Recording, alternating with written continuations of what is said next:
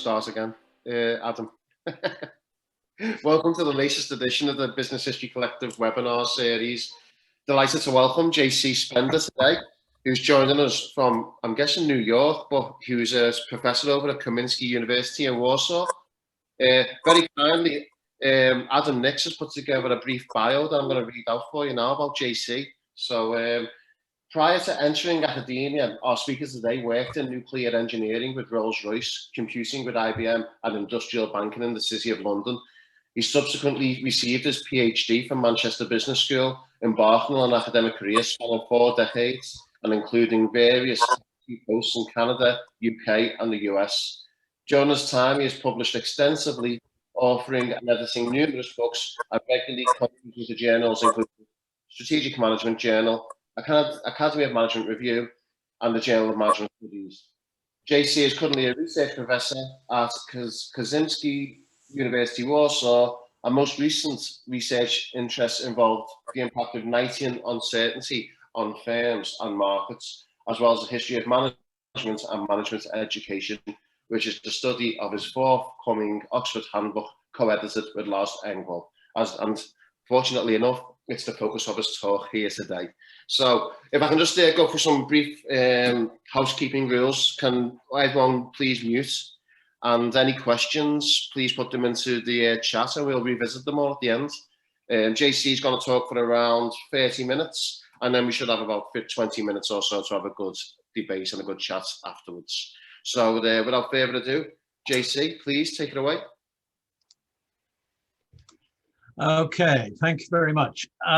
So let me make it clear, what I'm up to here. Basically, this is a mess. It's a set of ideas that I've been pondering around for as long as I've been in this business, which I was just telling some people is actually 50 years. And the puzzle is, what is business education about? And when the opportunity to share some time with you came up, I rethought a lot of the stuff and tried to string it together, and some new ideas popped up. But I don't really have anything to sell here. I've just got a set of ideas that's waiting, as Coase once remarked, for a theory or a fire. So I'm not sure where this is going, and I'm old enough to be really aggressive. So what I'm going to say is I think going to come across as pretty aggressive, but I think it's a viable story. And of course, history is about stories. So if I can get this thing moving forward. Okay, so here are the research questions. How did this way of talking that we now have in business schools actually come into the universities? And I'm having some problems here with what I can see.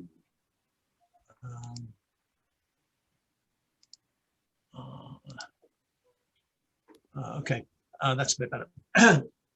How did it become an academic discipline? Flourish fantastically, because management education is one of the most successful businesses in the last 50 years, and morph into an existential threat. Well, a threat to what? That's an interesting question. It's certainly morphing into an existential threat to the whole university system. Maybe it's also becoming a threat to the concept of scholarship, etc. So I think there's something about the power of business education that is kind of loose, untethered, and undirected. So I've asked myself for a long time, what kind of world would it be in which what we do in business schools makes sense? So I don't think I'm pushing the point too much when I argue that everybody in this business, at some level or other, deep down or on the surface, if you're Martin Parker, at some level feels there's something wacky about what we do. and we're not able to talk about it. So we're looking for a language. And this whole discussion that I'm having today and with my colleagues about the other issues that we'll touch on is about language. Do we have a language in which we can talk about this stuff and make sense of it? And for instance, if we talk about a story that business schools make management students more competent managers, I mean, we can say it, but we know it's idiotic. It doesn't make sense because it's simply not the case. Then, so I'm putting our predicament as the absence of language. And for those of you who are interested in Knight in uncertainty, I've been arguing for the last 5 years that the essential nature of Knight in uncertainty is the absence of relevant language. But I'm just applying that to our little story here. Okay, so what language? Some clarifications. By management, I mean of private sector firms. Okay, we're not dealing with Staatswissenschaft. Firms are, of course, animated and entities of a particular socioeconomy, which we might be calling democratic capitalism. So inasmuch as democratic capitalism is in play and being debated and being renewed or saved or transformed or whatever, maybe one aspect of that is what's happening to the concept of the firm. And inasmuch as business schools try to speak to firms, business schools themselves must be socio-political entities. And it occurred to me in thinking about how to say something to you guys today, for which thank you very much for paying attention, that we might clarify a little bit what's going on by contrasting histories. So no history, I think, provides us with a language adequate to our project here, or my project, of understanding what business education is about. But if we contrast, in this case, the American and the UK language, we might get some insight. And I can't resist this lovely quote from Barry Supple. Business history. We argue and all of us debate. We should have history. We should talk history. What can history do? History is bunk, blah blah. Okay, but business history can give us a perspective to the student and businessman, which cannot be obtained by any other means. Now that is a grossly aggressive statement, and I think it's worth supporting. So I think history does tell us something that nothing else can tell us. And here are my conclusions, tentative, rough conclusions. European management education has its basis in 18th century Cameralism. We all know this. Cameralism, of course, was state-oriented. Woodrow Wilson remarked that literature could be brought into the US and made useful for the people who are studying management in the United States. But the university project in the United States wasn't simply about repeating state-oriented discussion, which leads eventually to what happened when the public sector schools, such as the Kennedy School, were not part of the business school, and the tragedy of Yale's experience in trying to bracket both these disciplines. Anyway, so my conclusion here is that the US private sector biz ed morphed into an oligopoly. And it's the nature of that oligopoly that gives me the feeling that this is the right way to talk about what we do. And of course, the signs of oligopoly are labeling and institutionalization and so forth. So we have the NBA, the ASCSB, and AMBER, and EQUIS, and so forth. Okay, so if we have an oligopoly, who's getting what out of it? Well, the student is getting what I call thumb on the scale entry. You know what I mean by thumb on the scale? So the greengrocer is always putting his thumb on the scale when he's selling you some oranges. And exactly how that works, is the kind of thing that excites my colleague Bob Locke to call it a cadre. Okay, what do the corporations get out of it? Well, they get to outsource their recruitment for their executive elite. This is something that has absolutely astonished me ever since I first came into this community, why anybody would do that. And as far as I know, nobody in our community has actually researched why that is a viable project. I mean, I think I know the answer, so which I won't bore you with a moment. But we see, in as much as it's an oligopoly project, we can understand much more clearly the nature of the dean's role, which is to protect and extend her school's rent-seeking oligopoly. That's exactly what being a dean is about. And I'm sure Howard has got more than a word to say about that. Right? Publish or perish now, we agonize the publish or perish. We're doing all this stuff, but it's not useful to business people. It doesn't matter. It's nothing to do with it being useful to business people. It's about the oligopoly and protecting the oligopoly. UK business education resisted until the 1990s for various reasons that are totally obvious. We call it class. Okay, and then a new university student USB came along, which was to do with the empire-based student and the flourishing of the MBA through the world. But we're still left with the fact that I don't think we actually understand what the product is. If we understand that we have an oligopoly, then I think it's clear about what the product is. Now, I see that I'm going to be hopelessly over pitch. So let me just say what my pitch is here. This is a project, although I've been fiddling with it for a long time, I haven't really gone anywhere with it. And I'm looking for people who would like to join me in taking this set of notes, which is what the slides are, and making something out of it. Not only a journal, maybe a book, etc.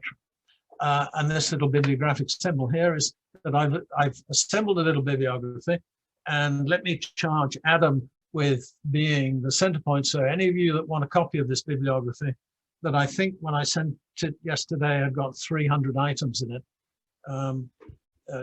It's that's your takeaway gift, a little bibliography.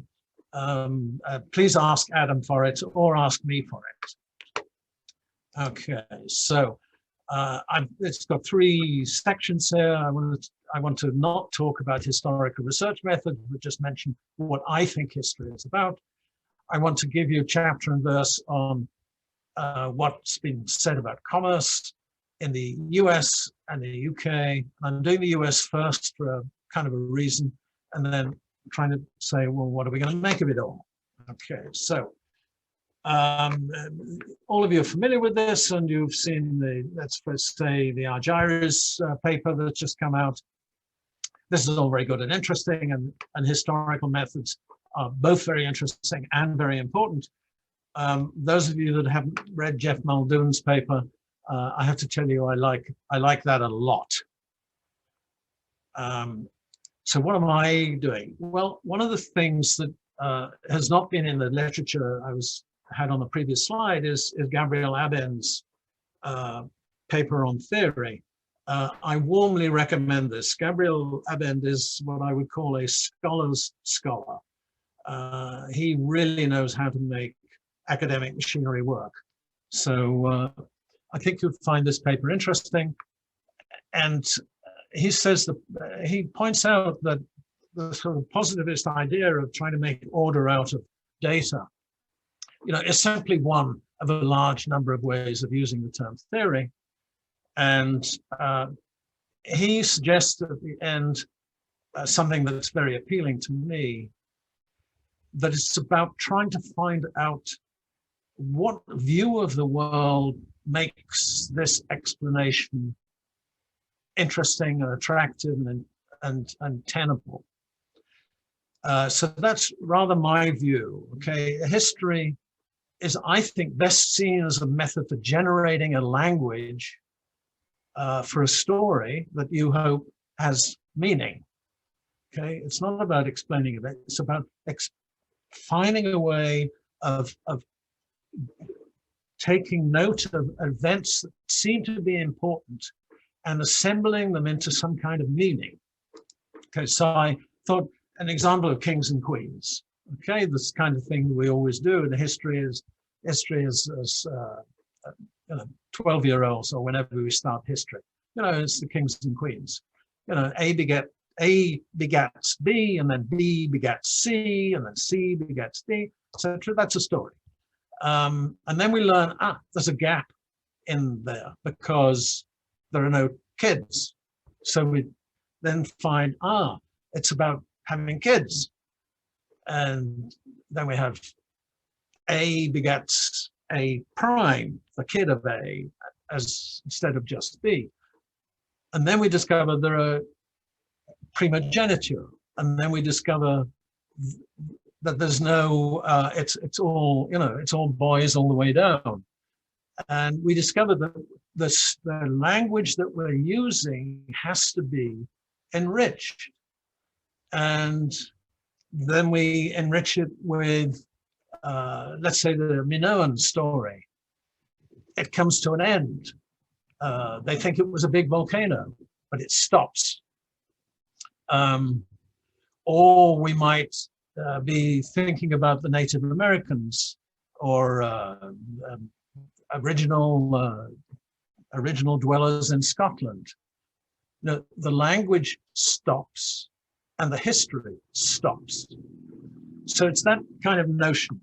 And if we look at the history of economics as language, we don't pay much attention to it. We assume these terms somehow came fully fashioned into the foreground. And of course, only when we pay attention to Ronald Coase's 1937 paper do we realize that the concept of the firm, which we talk about so blithely, and we say, well, it's based on the Italian notion of firma, okay? It's obvious what it means.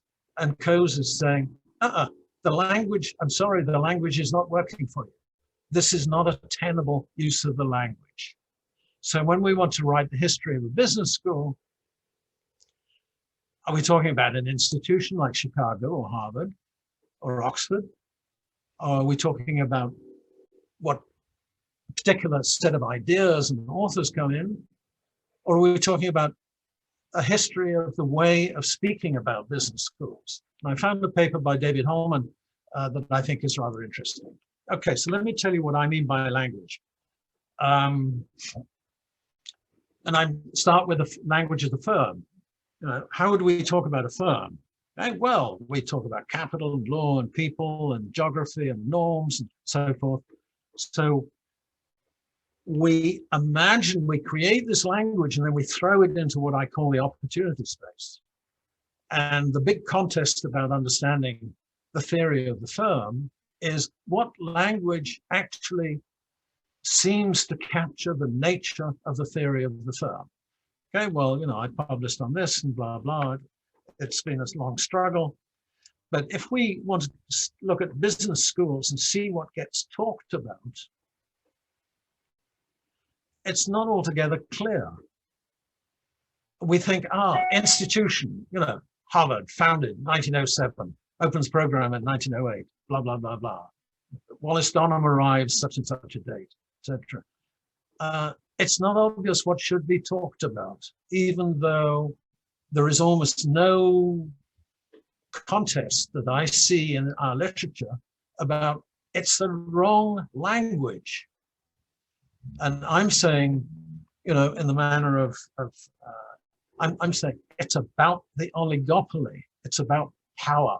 It's a Foucauldian story that we need to tell. If we understood the business school's place in the systems of power, we would understand a great deal more.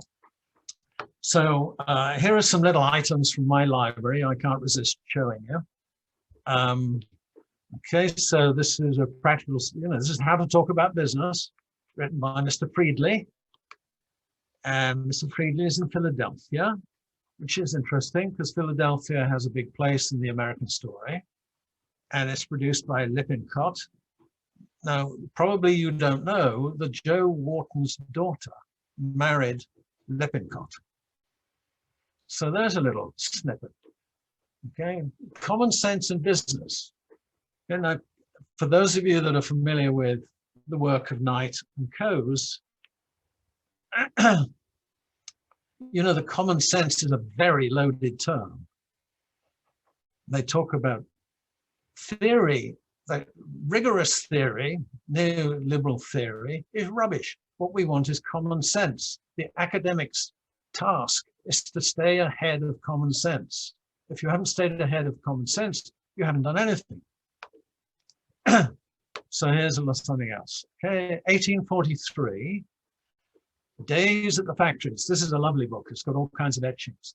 And of course, it's a spin on the d'Alembert and Diderot encyclopédie, okay, which was an astonishing portrayal of French business activity in the mid-1800s, in the mid-1700s.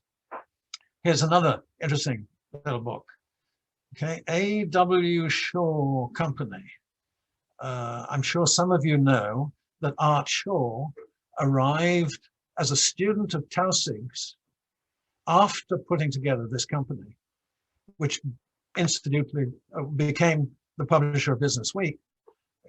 Art Shaw came and studied under Tausig in 1908 and met this guy, Edwin Gay, who was starting this business school. And he said, why don't, after a couple of years, why don't I teach business policy? And that opening of Shaw's business policy course in 1910 saved the Harvard Business School from implosion.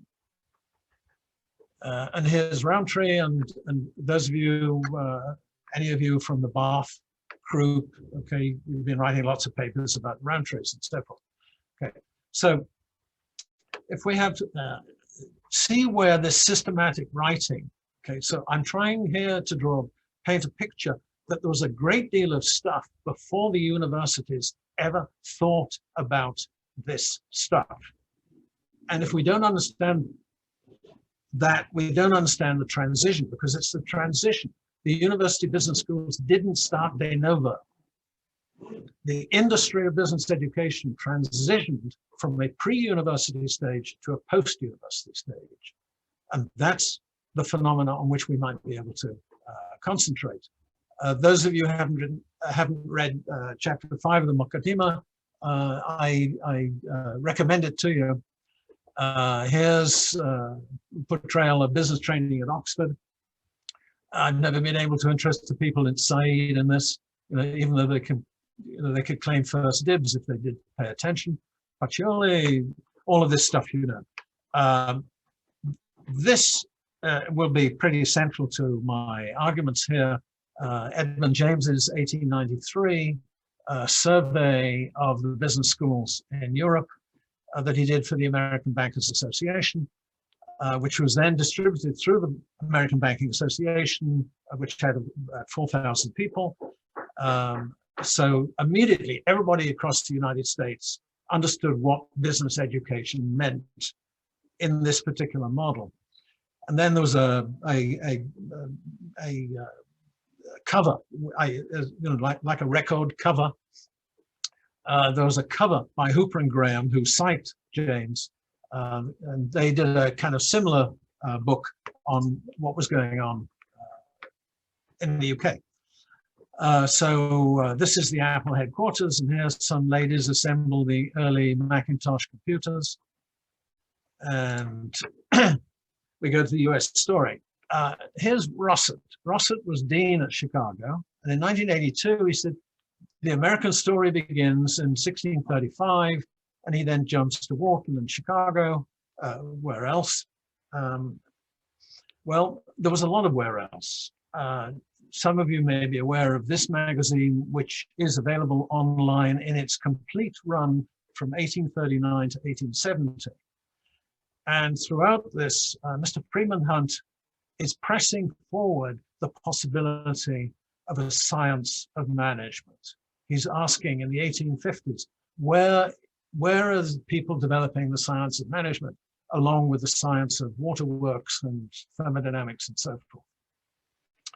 I mentioned the 1851 Great Exhibition, which is often told as a success story for the Americans. In fact, it was not. It was more of a wake-up call of how far behind they were. And Cameralist's paper talks about that. 1880, we see a huge amount of commercial education.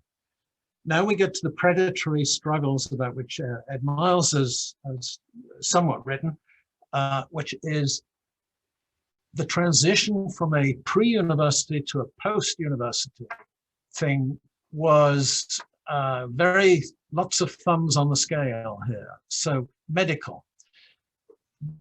The American hospitals managed to shut down the thriving for-profit private medical educational practice by having the state legislators say a doctor could not practice without a certificate granted by a university.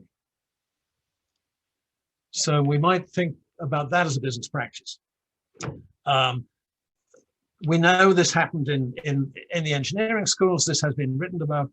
I am not familiar with enough literature on the way this transition from a pre-university to an in-university system actually worked in the United States. I know a little bit about it, but there's obviously a great deal more to find. The university story, according to Lass, and it begins with Louisiana, etc. Now, the bit of the story that I think is really worth telling begins with Jonathan Turner. Jonathan Turner is not exactly a defrocked priest, but he's a kind of eccentric fellow. And he says working people need an education. And this is pre-Civil War. And he and some chums, he comes out to Illinois, and he and some chums get together and form this rather shadowy thing that I would like all of you to help me find, which is the Illinois Industrial League, which became interested in starting the Illinois Industrial University. Okay, the Industrial League was the formative force behind the Moral Acts, the beginning of the land-grant universities, which were eventually 71 universities. So in terms of a movement, this is a staggeringly successful movement. And it was absorbed into the Reconstruction, post-Civil War Reconstruction. And these were universities for farmers and mechanics, farmers that were particularly interested in the new technologies of fertilizer coming out of Germany, and mechanics, the post-Crystal Palace stuff about mechanics. How can we make better machines? Joseph Wharton, whose name you all know, was the chairman of this is a reminder to me that my time is up. Okay, so I'm going to skip. But I just want to tell this bit of the story. Joe Wharton was the chairman of the executive committee of the Illinois Industrial League. Okay, long before, at the same time as he was helping Swarthmore get started, he had an opportunity, which those of you that have read Sass's book know, he had an opportunity to twist the arms of the University of Pennsylvania by saving them from financial collapse in order to give himself the opportunity to set up the business school. What was this business school for?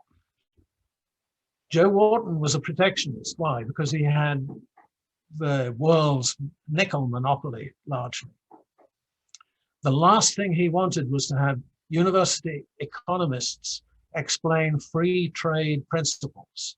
The whole purpose of the school was political, to be on one side of what was then the divide in American political life between the pro and anti-tariff people.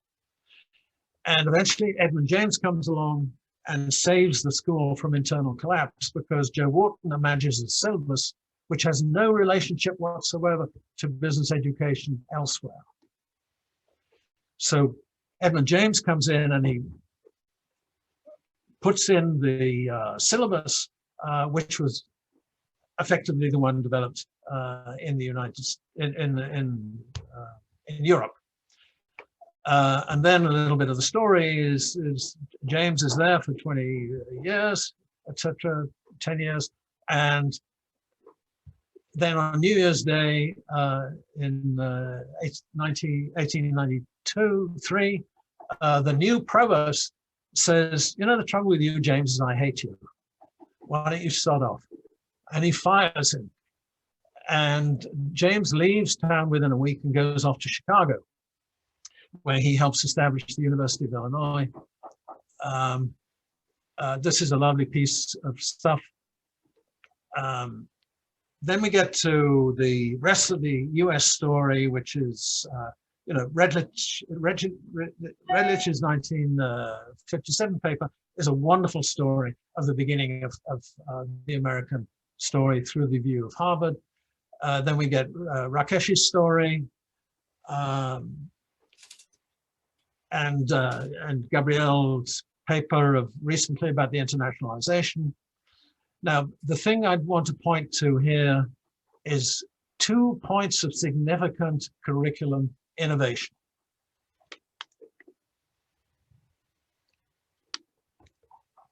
We have very little understanding as a community where the curriculum came from. And since it isn't associated with empirical tests of managerial competence, there is a question: why do we teach what we teach? Well, we teach more or less, I think, a diluted version of the curriculum that James told everybody about, except Innovation A and Eleanor Connor's wonderful work on the relationship between Dunham and Mayo, and understanding how human resource system thinking came into the curriculum, which we now take for granted. The other, of course, we point to frequently the foundation reports, and the curious story of the foundation reports, about which I think there is an insufficient research. Lee Batch, of course, was the new dean of the brand new school, GSIA. Donald David was at Harvard.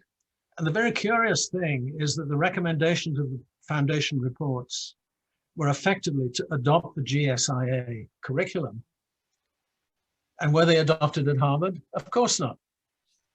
Not a single basis for the adoption of that GSIA curriculum in the reports, which supported Lee Batch, which Donald David supported, were implemented at Harvard. So there's a little story. And there's a book I've never seen cited, Clark and Opulento, which is a kind of down and dirty historical exploration of the degree to which the foundation reports had actually affected management education, and their answer was basically not at all. So this story that we tell ourselves over and over again, that everything changed in foundation reports, is, you know, a technical term here, bollocks. Okay? So we have a new science, the Cowles Commission, etc., and then these wonderful comments by Policano on the use of. Okay, so now we get to the UK story. The UK story is, of course, wonderful, long, and interesting.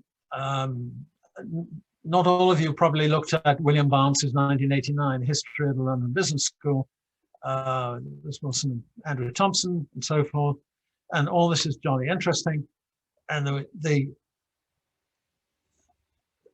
the initial moves to do something about management education at the civic universities.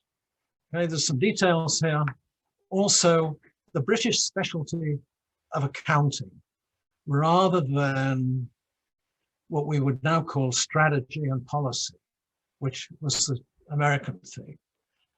And the important figure here, the Quakers, okay, running through all of this story is Balliol. Okay, so I have to share my bias. I'm a Balliol man. And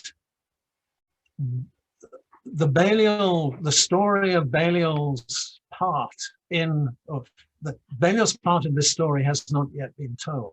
And William Ashley, who we now see as a very important figure, who started the first program that we talk about in Birmingham in 1902, who came from Harvard. So he knew about American management education when he came to Birmingham. You know, then there's the question of, well, what happened to the Ashley era notion of management education as it flourished through the civic universities? And the answer is these figures here. British management education died in Flanders. These figures here, the US deaths 53,000 from a population of 92 million. UK deaths 744,000 from a population of 45 million. All the people who would be business school students in the civic universities were dead. Here's a book that Ashley wrote for his courses. And here's the figure I find very important, it's seldom mentioned. John Neville Keynes, John Maynard Keynes' father. What is this book? I commend this book to you if you haven't read it. Basically, it says if you want to understand economics, you've got to have some rigorous theory, but you also need to understand the political history of the political economy in which that economic activity is taking place. These are two complementary and utterly incommensurate analyses. So this is a very formal statement of pluralism. And third, he has the courage to say, well, it's about entrepreneurship, artistic activity, exercise of human agency. And of course, there's a lovely story, Milton Friedman, when he's writing the, something economics, you all know the thing I mean. He disses, as we say, he disses B and C and scratches them out and leaves rigorous mathematics. Okay, so now we come to a bit of the story that people like Howard know in more detail than I do. And I have to ask Howard if he ever read the Spence report. It absolutely reeks of class privilege in a way that absolutely reveals the story here. So yes, there's some US interventions. Jackie McGlade has written lovely stuff about that. Then we come to Gregor McClelland, another Balliol man who I think helped me get into Manchester because of the Balliol connection. And James Platt, another Balliol man, Keith Joseph, blah, blah. Then we come to the Franks story and Norman Brooke, you know, finding the money for it, the Oxford Centre for Management Studies, where I sought and failed to get a fellowship and subsequently went to Manchester because I had not got a fellowship. And then to John Kay's discussion of the original days in Said, A Lost Cause. I hope you've read that uproarious story of how Oxbridge pressures tried to kill this experiment in management education, and Bob Tricker's wonderful Oxford Circus book. So what's the story here? In the US, as Coolidge said, you know, the business of America is business. He didn't quite say that, but you know what I mean. In the UK, it was the struggle of the elites. Okay, it's a Pareto story. And if we want to understand what happens in the US, The wind is behind business education. It fits the way American people think, and it fits their concepts of class. So I say the wind's behind them. In the UK, the story in the UK is of this to the death struggle to preserve the Oxbridge oligopoly against this incursion from trade. And Paul Nint's written about that. Okay, so blah, blah, blah, blah, blah, etc. So I think I want to miss that. What's it all add up to? Okay, I think if we understand the business school in Foucauldian terms, and that the business school is part of a quasi-monopoly. Okay, so maybe I sound like a conspiracy theorist, but it's a conspiracy theorist in which the conspiracy is about a particular way of talking, a particular set of concepts about business and management, and the schools that are prepared to deliver that rhetorical practice. So I think we can argue that what do our students get from being at business school? They certainly don't get technical knowledge. What they do get is a way of thinking and talking that is attractive in the milieu of the private sector business. So the story of the history is how that all came into college without substantial curriculum change. I mean, that's the really remarkable thing.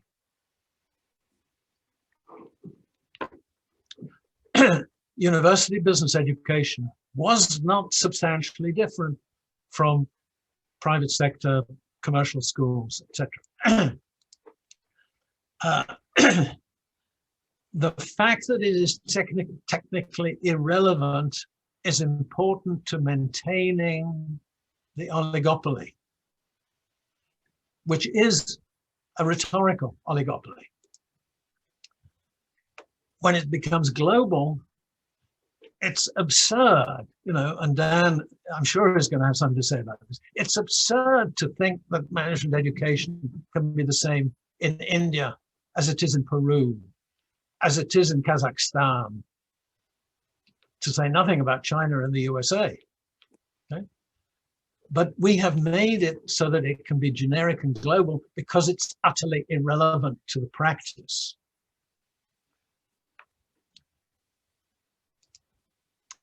But there was a global financial collapse. And a lot of people are looking at business schools saying, you're not using the right language, guys. It's the wrong language for our times. And I would say our challenge can be not solved by saying, well, now is the time. The Porter and Kramer papers and the stuff that the Roundtable does, I mean, I won't say what I think about this, but I mean, the very idea that we've now arrived at a time in which businessmen are better able to run society than the politicians is, I think, showing something about the seriousness of our condition. Because they obviously can't. And the stuff that's been going on about the cancel culture and so forth, as I think has pretty quickly put a lot of business people on their back foot of, you better stay out of politics. You don't need McConnell to tell you to stay out of politics. You better stay out of politics because you don't have a single goddamn idea of what's going on in it. And that's it. Thank you, JC. Great stuff. You can stop sharing the screen now, and I can open the floor to comments, questions, queries, and anyone has anything to contribute, really. I'll start with Dan Rath, because that's the first person I saw. You're on mute, Dan. So, three off-the-cuff reactions. I'm always very struck. And I see the top of your head there, Dan. Sorry, is this any better? Can you tilt your screen a bit? Is this any better? Well, now I can see your glasses, which is good. Oh, no. Sorry. My mistake. No, we see you perfectly well now. I was Okay, you can even see my great aunt's 1915 Steinway in the background. So I continue to be struck by, when I'm teaching American business history, by a paper by my old colleague George Baker in the Journal of Finance about the history of Beatrice Foods, the conglomerate. This was written by Baker when he was one of Michael Jensen's acolytes, but there's a very striking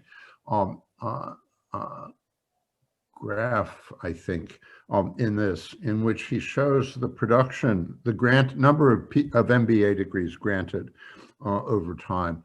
And it makes pretty in the context of the Beatrice story, makes pretty difficult to avoid the idea that in the 1950s and maybe 1960s, there were lots and lots of firms in the American economy whose original management were aging out, in which a working knowledge of accounting, marketing institutions, not in a particularly analytical sense, but in a descriptive sense, some basic economic principles on the general level of compare the benefits and costs of incremental changes in policy. If the benefits appear to be greater than the costs, do it. If otherwise not. That sort of thing actually had a great deal of value added at a time when systematic instruction in such basic subjects was not at all widespread. And that period may have passed, may actually have accounted for a significant amount of the coming of the conglomerates in the 60s and 70s. But that there was a real arbitrage opportunity there. And in that sense, if I look at our intake, I see that quite a lot of them are coming from what are essentially internships in consulting firms and investment banks, but quite a lot of them are people with rather different sorts of backgrounds, and they are getting that kind of basic working knowledge. So it may well be that the screening that is the Spencean screening, which I am 100% confident is one of our major functions to the people who employ our graduates, is partly to do with a kind of socialization, but is partly to do with certain basic skills. A certain amount of what they learn in the first semester of finance has that character as well. The thing that most strikes me at the end of your talk is a recent line of criticism of the president of current president of MIT, who's a very admirable fellow in many ways. But the faculty all complain that they want to be researchers who follow their nose. And Rafi Reif wants to turn the place into a giant consulting firm. And I think that the Wharton faculty can sell themselves as consultants, but we're not actually very good at training people who can go out and themselves solve instant business problems. And there is a funny sense in which the Harvard curriculum is actually a kind of preparation for that sort of thing. They spend 2 years there, they do 1,200 or so consulting parachuting exercises, and then they're turned loose on the world.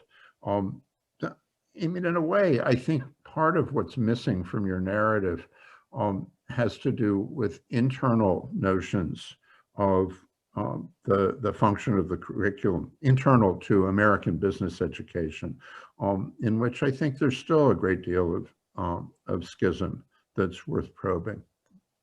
That's what I have to say right now. Yeah, I mean, I agree with you. I think our sense I'm trying to make the case that there is nothing in the current university curriculum which is useful, and essentially you're defending business schools as actually doing something useful.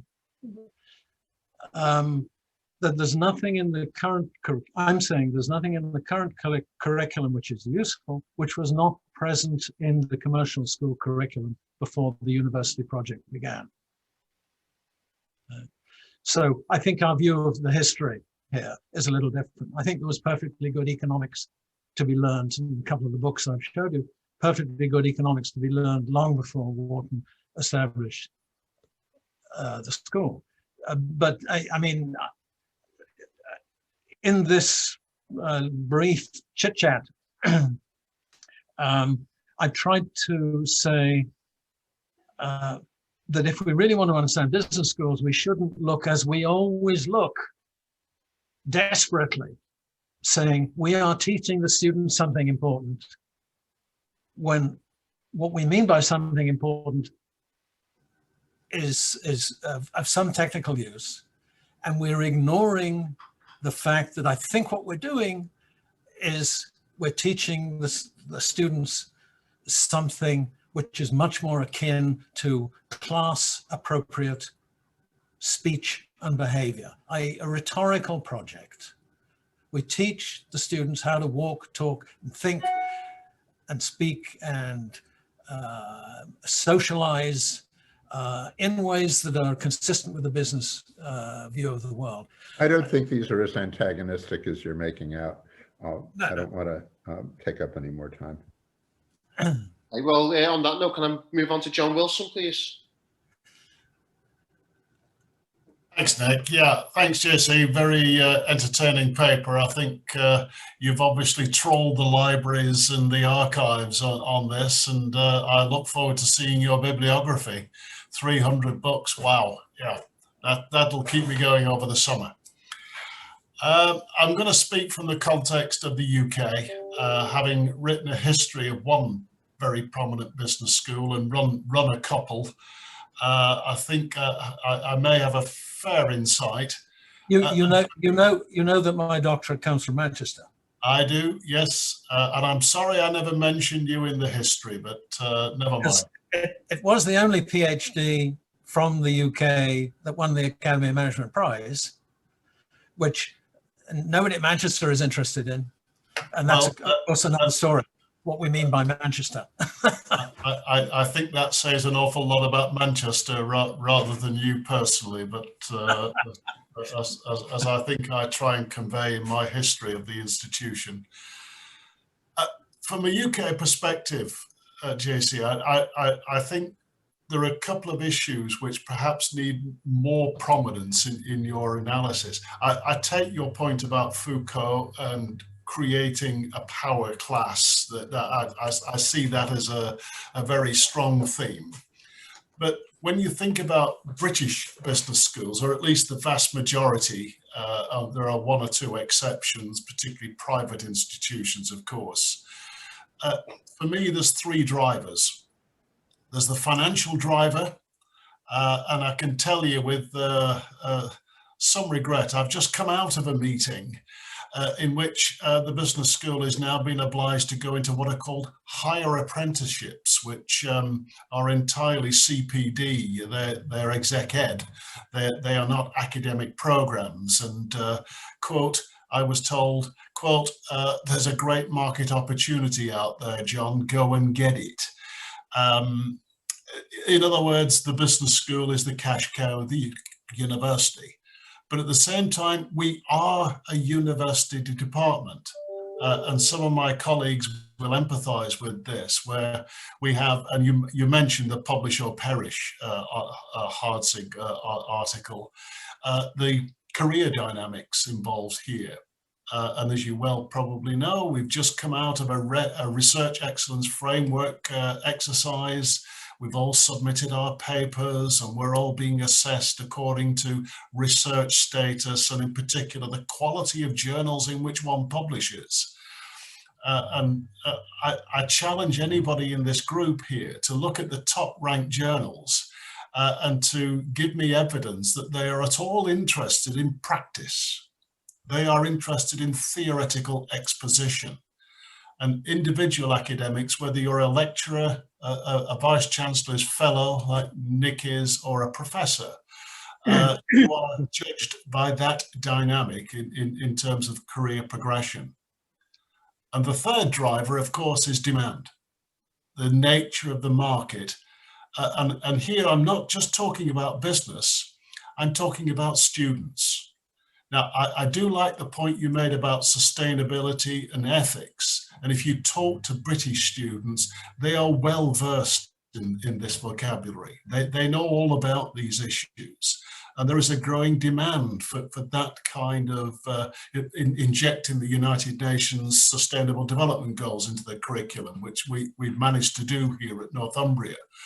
But at the same time, what else do students want? They want a job, particularly having invested a minimum of 30k in their university education.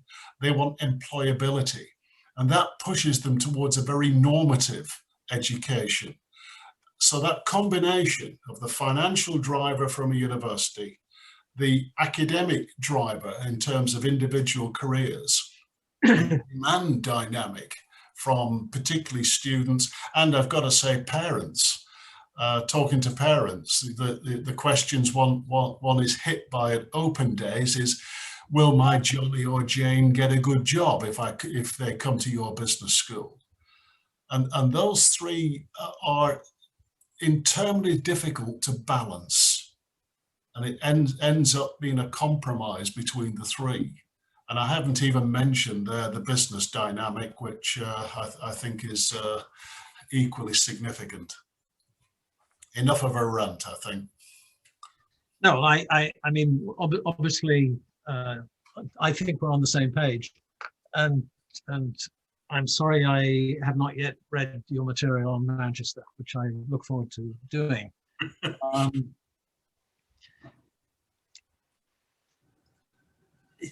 I think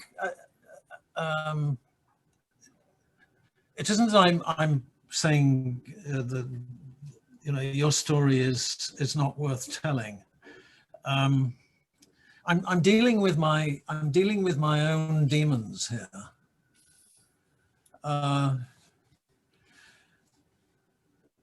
So, I mean, when I came into the Manchester Business School in 1971, I've been buying and selling companies in the city.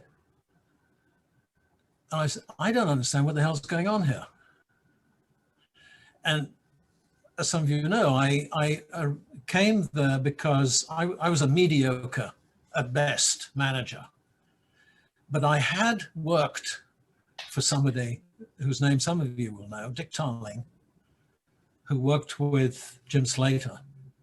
And Dick Tarling was the only person I've ever come across for whom business was their artistic medium. He was so utterly comfortable in taking these astonishing risks that conspired to put him in jail in Singapore for 2 years. I mean, he was an astonishingly interesting person. But what I saw in Dick was this absolutely natural ability in this medium. He really understood it as an art form. So I thought, my God, that's interesting. Maybe I could learn something about that. Where would I learn it? Well, at business school. And I arrived at Manchester, and with the exception of Tom Lupton, who fortunately took an interest in me, and a couple of other people who saved my bacon when I was almost thrown out, which is a story that I assume Howard knows. I found people were not interested in managers. They had no respect for what managers did. And that angered me. And it still angers me. And I will say happily here, it still angers me that business schools as a whole do not respect managers for doing what they do. And I wanted to find out, well, what is it? What's going on here? And I was baffled for decades. And so when I say I'm dealing with my own demons, this story of the protected carefully protected oligopoly. Okay? So when you say balancing the financial and the demand and so forth, I say yes. American business university academics discovered around the time of the Harvard Business School's formation that there was a deal here, in the Trump notion of a deal, okay? The deal was that companies would hire students who had learned nothing but behavior from schools of good repute, and parents and students would pay through the nostrils to take part in that program. And it doesn't matter whether it's a 1 year or a 2 year, which is, hey, isn't that peculiar? It doesn't matter. So maybe we can slim it down to 3 months if we're pressed for time. Or maybe we can extend it another year if we want some more income. Okay, this is, and we've protected that monopoly with what we regard as the sin of rigor and relevance. And the answer is no, John, that's a mistake. The monopoly cannot work if what we teach in business schools were relevant, because there's an incredible heterogeneity out there. I mean, are you going to have, if you go back to the very first courses at Harvard, okay, what are they talking about? Railways, insurance, shoemaking, you know, all the kind of stuff that's, whoa, that's déclassé now. What we want is we want a totalizing theory on FDI, you know, to tip my hat to John Dunning. Okay, the protection of the rigor and relevance, abstraction of the curriculum is a defense mechanism,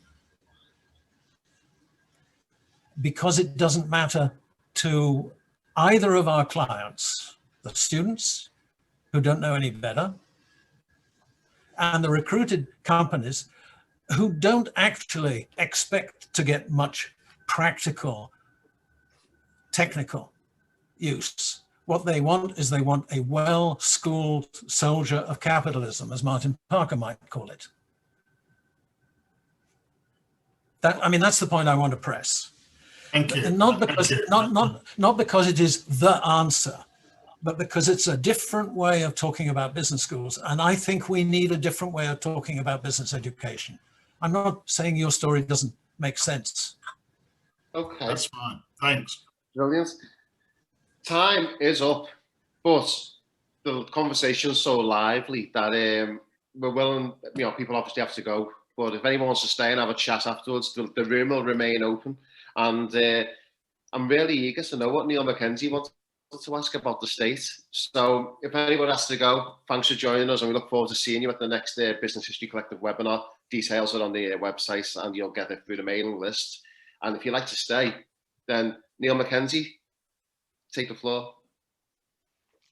Thanks, Nick. What's the role of the state? Because you've got two quite distinctive approaches to state involvement in the economy in the US and the UK.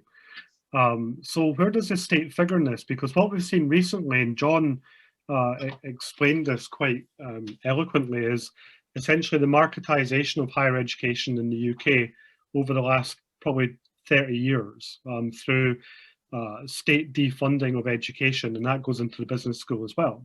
So what you've got in the business school in the UK over the last 30 years is the state actively encouraging the business school as a cash cow, as a way of divesting its own responsibility for education. So what, you know, how does this fit into this narrative that you've talked about? And then on top of that, what you've also got is the increase in provision of private sector providers for business school education, or what would have been traditionally business school education in the UK, now being delivered by companies. So how does this fit? And the argumentation we have in the UK just now is that we're not relevant enough. And this is an ongoing discussion, but you've just pointed out that this is deliberate and we've never been relevant. So how does the narrative work with this current argumentation that we're not relevant enough? and Right, then on the the private sector. right. Thank you, Neil. On the penultimate but one slide, I think, and I'm not technically organized to be running my PowerPoint on another machine here, but there's a line in there about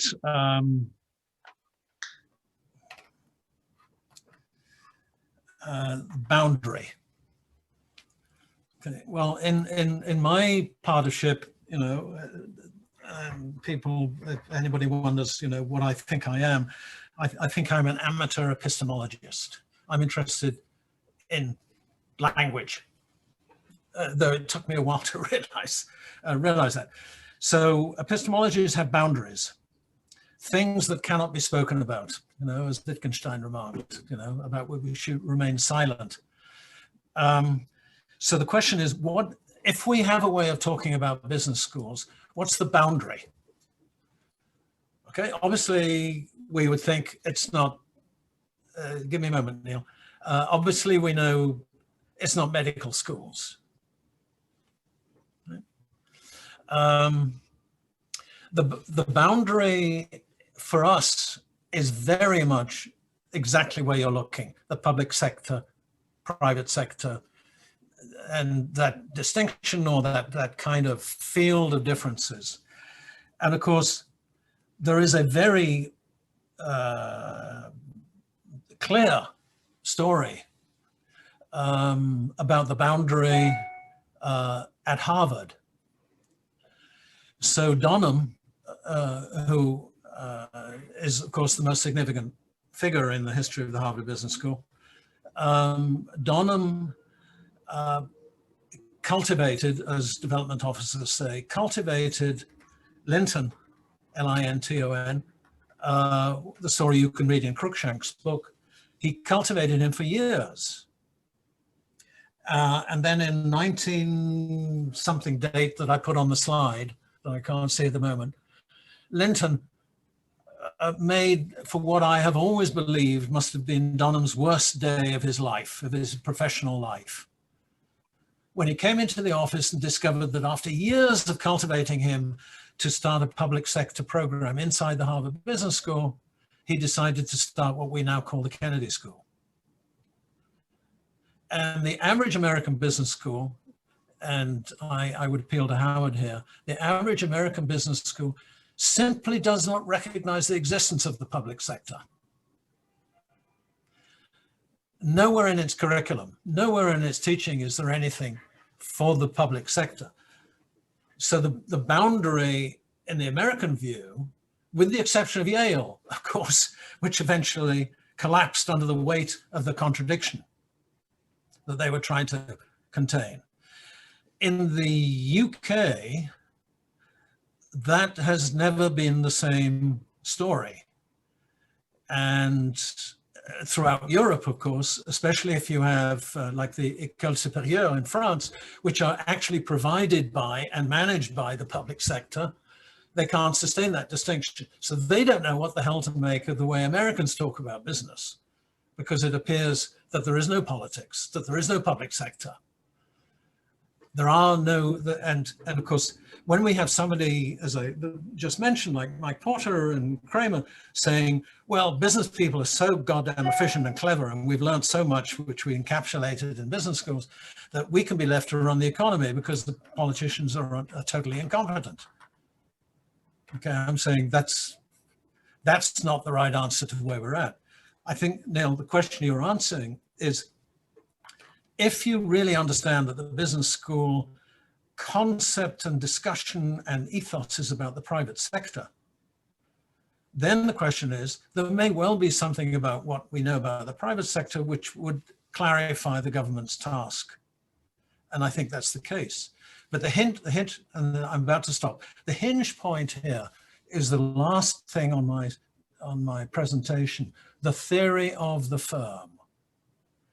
Now, the whole trouble with business schools is we don't have a viable theory of the firm. We have several theories. We don't teach the students which is the theory to use.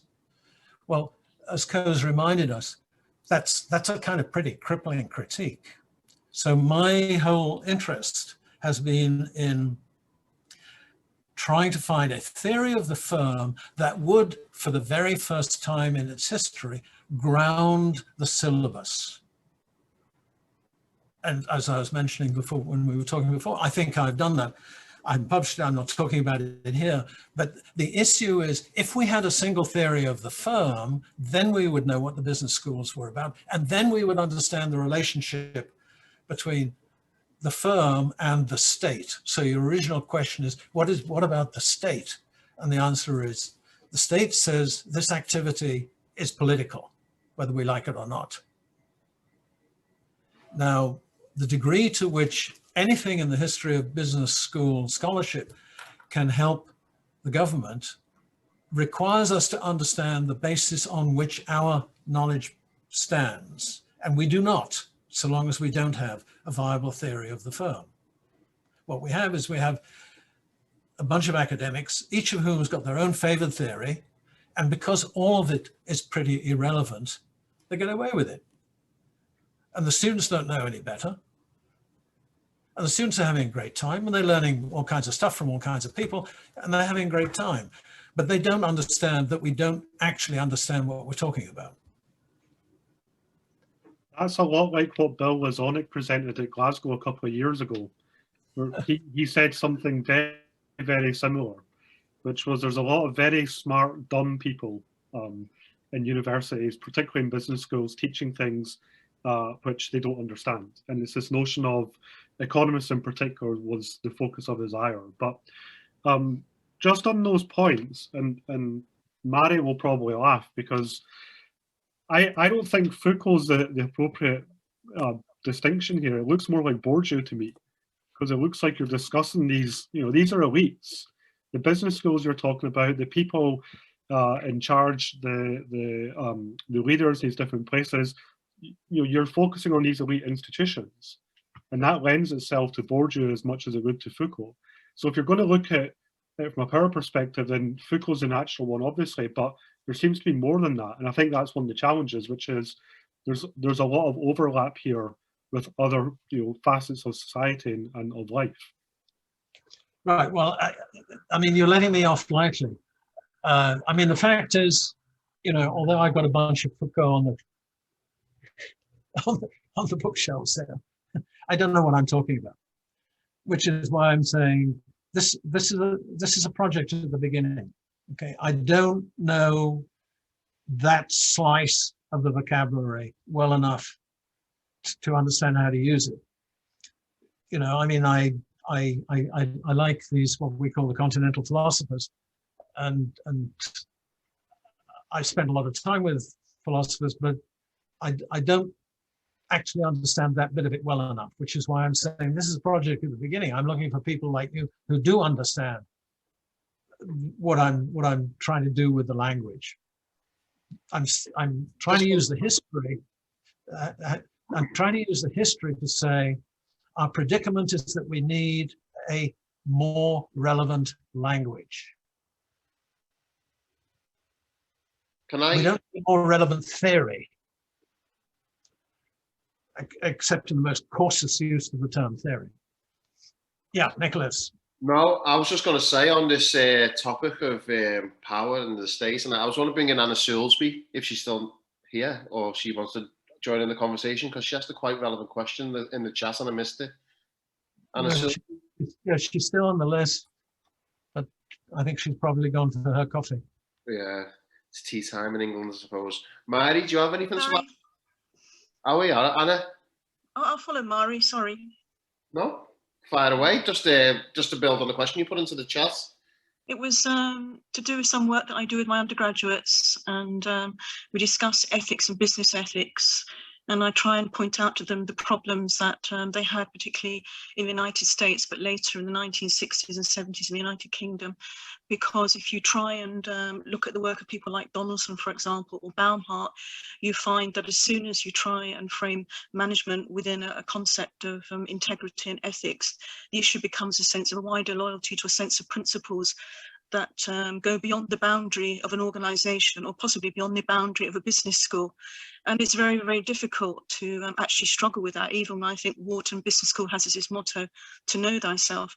And then, of course, when I first did my MBA at the University of Nottingham, there was no business school. So we were in the sociology building, and somebody wrote charmingly, "Welcome rednecks." So there's always been a touch of being sort of, sorry, John, if John's still there, there's always been a touch of being below the salt. So, you know, the other schools love you to death at the moment because you bring in the money, let's be vulgar. But on the other hand, it's not quite a real subject, is it?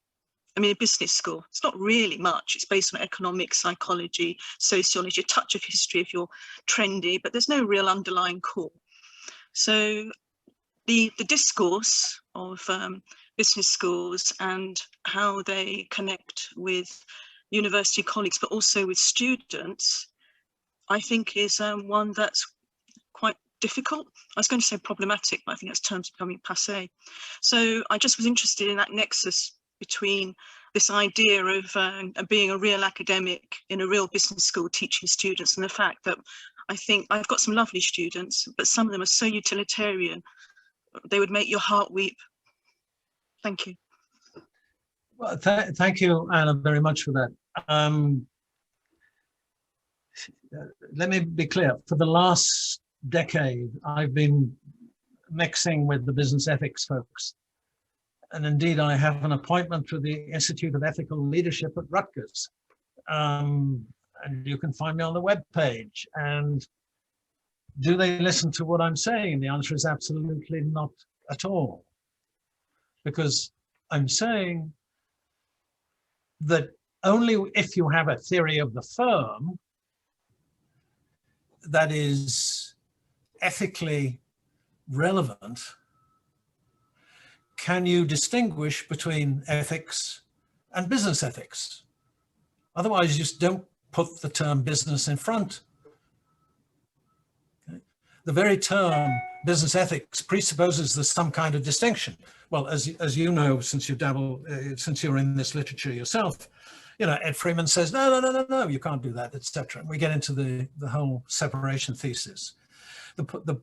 My search for a viable theory of the firm is part of delivering a basis for the business ethics discussion. Now, if you look at the curriculum in most business ethics, it's sort of strictly, you know, mainstream philosophical stuff, you know, the triad, you know, I've even forgotten the term consequentialism and Kantian and whatever the other one is, whose name I forget now, the three of them, you know, that are in every textbook. I mean, nothing about business at all. It doesn't explain why firms exist or what they are or what differentiates a firm from the rest of society. Now, of course, people in universities who've never worked have no idea that there's a distinction between being in a firm and the moral and ethical implications of being a member of the firm. There's no difference between that and the rest of their lives. Well, I was in the Navy, and one of the things you get taught in the Navy is that there's an ethics in the Navy, and it's not the ethics of Civvy Street. And if you don't understand the difference, you can't understand what the hell is going on. So, and I'm absolutely agreeing with you, saying that the root of your difficulty here is you don't have a viable theory of the firm. So we say, oh, well, Milton Friedman says it's all, you know, it's all about profit. Well, that's a gross misconception, you know, and the whole story of what Friedman meant. And Friedman was Knight's student, and the whole relationship between Friedman's thinking and Knight's thinking, you know, is very, very interesting. This is the stuff I've been doing for the last 5, 6, 7 years. We can't teach business ethics if we don't have a theory of the firm that has ethical implications. And pointing the finger at Milton and Mildred, is not doing us or the students any good at all. And anybody, I don't know if you've ever looked at the YouTube videos of Friedman. Friedman was a genius at communicating a certain way of thinking. And those of you that have not looked at the videos of Friedman talking about the things he talks about, really should do yourselves a favor, because I always put some of those in with my students who see that he was a genius at delivering his message. And then the question is, what was his message?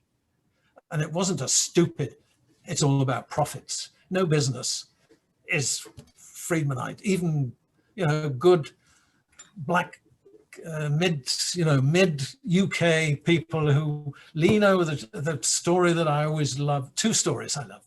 One is the Midlands boss who has his managers come in and lick his boots, literally.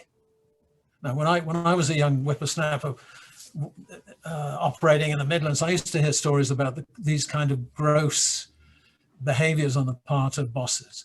And the other one, when he's leaning over an operator's shoulders saying, "That's my money you're spending." Okay, and if you don't understand that, then you don't understand the ethics of being in a firm. And if you don't understand the ethics of being in a firm and how that differs from the ethics that concern the rest of your life, how the hell can you teach business ethics? Anyway, that's my rant on this particular topic. But yes, Anna, one of the drivers for me to try and develop what I regard as a tenable theory of the firm is the ethical problem. And I think the ethical problems are becoming more and more pertinent, in the sense that I think, and maybe this is just hopeful thinking, I think the modern generation of students are much more activist. They're much more concerned with the moral implications. I think a lot of the stuff that's being constructed for them about sustainability and so forth is a gross corruption of what's really needed. And again, it comes back to the problem that exercised Frank Knight. Why does the economy exist? Is the economy a social organization, as he called it, that's capable of delivering more value to free individuals? Freedom was his bag, okay, which is why Milton Friedman got into it so much, okay? To free individuals, does the economy provide positive benefits that outweigh the negative benefits? Because the negative benefits begin with the absence of freedom in social institutions. You're constrained. You go in the Navy, okay, and you've got a lot of goddamn constraints. And if that wasn't the case, then the Navy wouldn't operate. Similarly with every organization. So that's the stuff I've been working on for the last 4 or 5 years. But understanding how business education has become a quasi-monopoly and how it is protected from any empirical, as it were, falsification, is the story I've been trying to tell today. Thank you. Thank you very much. Mary, waiting patiently. I'm only staying so I can hear Mary's insights. I'm very. I don't think we've ever met. I've been enjoying I've been enjoying your chocolate papers. Thank you. I think Neil's right. I think it doesn't work quite as well with Foucault, because Foucault, like if you think back to his book on discipline and punish, in the French sort of revolutionary sense, and you've got these French kings and queens getting their heads chopped off, and it's all very public. So punishing people is very public. But what happens over the ages is that, the notion of the panopticon, that it's like a watchtower and it's shining lights to see if anybody's, leaving, if these Germans are trying to get into West Germany or wherever. But over time, we internalize these power mechanisms. So there is no longer any need for these sort of public institutions to punish us or watchtowers to watch what we're doing, because we've become so docile and disciplined that we've taken all on these mechanisms internally and we police ourselves. So that's like his notion of power is very sort of unseen and surreptitious. So I think Neil's right. I think Bourdieu does fit better here as a story of elite networking and stuff like that. And I don't want to say it any more than that for the time being, because it's been a very long. Yeah, I mean that's the kind of drift that Bob Locke and I took in our, in our rather amateurish attack on managerialism. But I love the cover of the book. I mean, the book itself is a little weird, and there's a backstory to it, but the cover of the book is great. I don't know if you know the book I'm talking about. Your book with Bob Locke. Yeah, I do know the book. Thank you, and I've really enjoyed your talk today. A lot of really stimulating insights, and you covered a lot of ground as well. Well, I mean, what I'm trying to do is to lay out a historical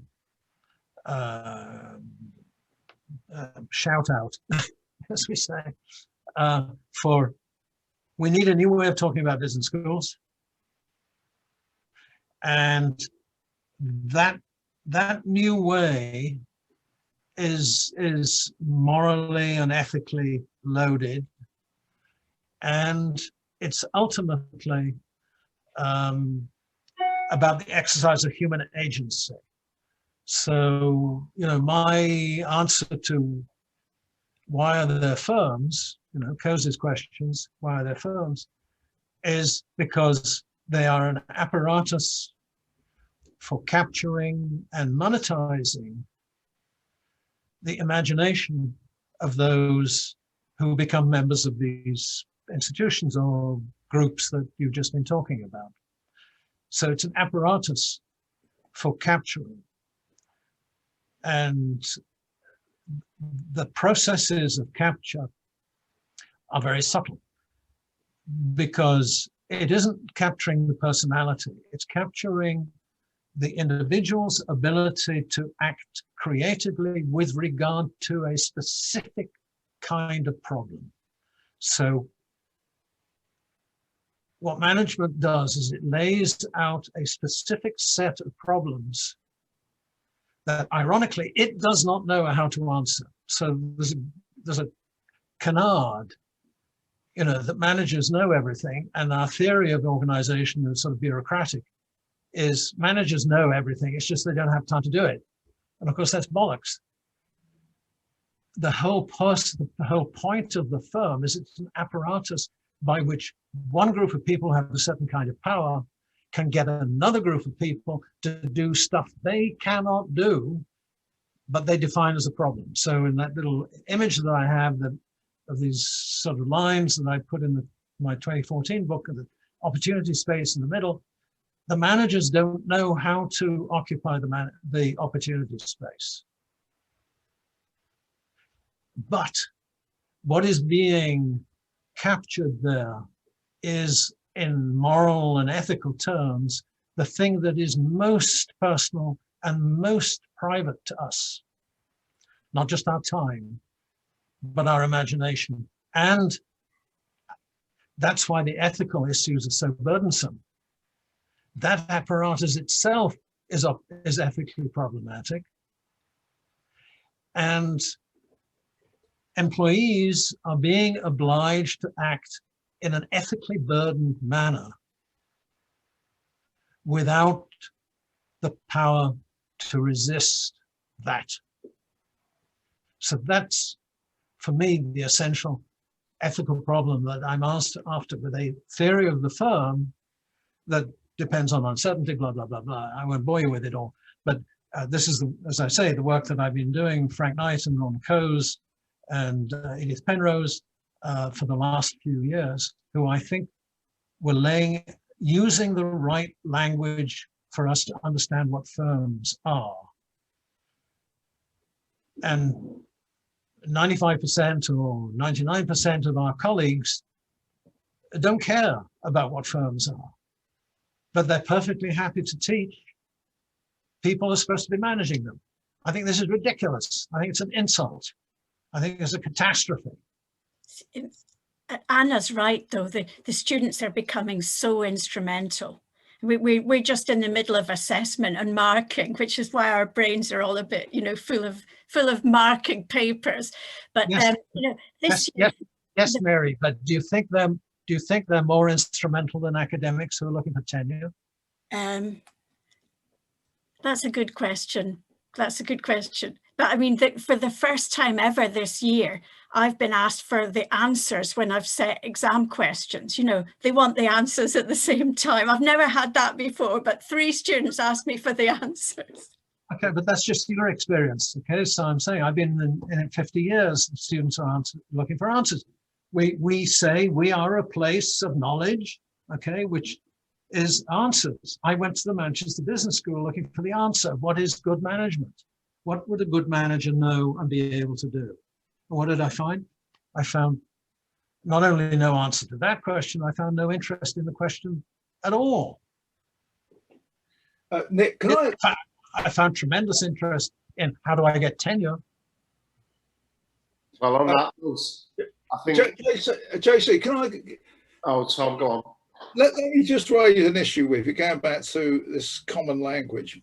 I come from an economics background, and the one thing that economists have, there is a common language related to rationality. The issue in business schools, just to remind everyone, we teach management, not managing. And maybe that's the problem to do with the language. So maybe if you went to a business school expecting to become a better manager, that's probably unlikely. And Nick, as an old manager as well, can also see where the distinction comes from. And so most of our colleagues, unless they've got a management background, they teach a syllabus, which is management, but they don't have the experience to teach managing, which is completely different. And maybe that's where the problem comes with regards to having this language. Right, I'll just throw that into the pot. Yeah, well, you know, I mean, I think it lands in the pot very well. But again, you know, if you strip all the discussion aside, I think, well, I mean, let me take one step back. And if I am asked, what do academics do? Okay, which I guess you have mostly been asked from time to time. What is it that academics actually do? Okay, well, I used to be a nuclear engineer, so I would say, well, if I'm in the engineering school, I'm looking at, you know, how to build, in my case, more effective nuclear reactors. Well, we don't do that in the social sciences. What we do in the social sciences is we come up with better language. Language that enables us to grasp interesting problems more substantially than the previous language. Yeah, so we have supply and demand. Okay, Adam Smith, in his own slightly untidy way, you know, provides a language that didn't, as far as we know, a different story, you know, for the purposes of our discussion here, that didn't previously exist, and tremendously clarifying.